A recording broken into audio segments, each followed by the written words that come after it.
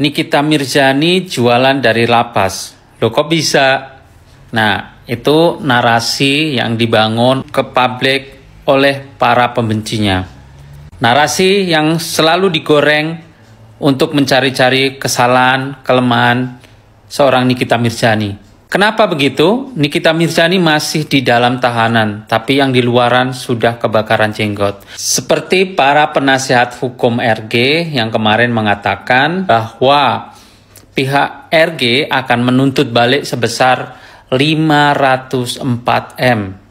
Karena RG merasa sangat dirugikan dengan adanya kasus ini. Itu juga diperjelas sama mantan sahabat Nikita Mirzani yang sampai sekarang masih sakit hati, entah permasalahan pribadi apa di antara mereka berdua sampai sebegitunya benci, padahal mereka dulu pernah bersahabat seperti kakak dan adik.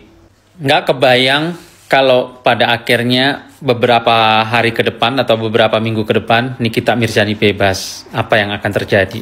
Dia mengatakan bahwa RG berhak untuk menuntut balik karena dengan adanya kasus tersebut omsetnya hancur, omsetnya anjlok.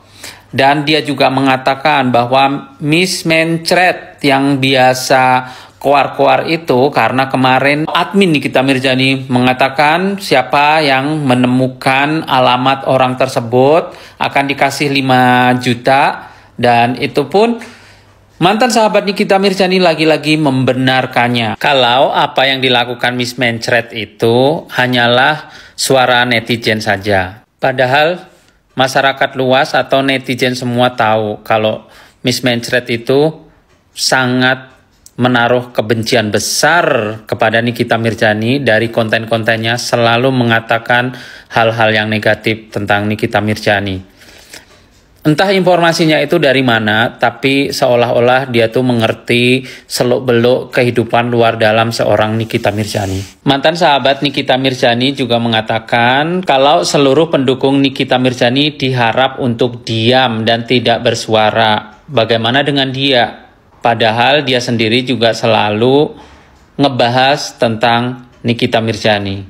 Terus yang gong banget kemarin itu yang digoreng karena Nikita Mirzani melakukan video call sama Dr. Oki dan kebetulan Dr. Oki saat itu sedang live talk, dia sedang jualan dan di akhir kata sebelum sambungannya terputus Dr. Oki mengatakan, ya begini guys, kalau kita sedang video call kadang-kadang tiba-tiba mati karena memang dibatasin dan ada waktunya.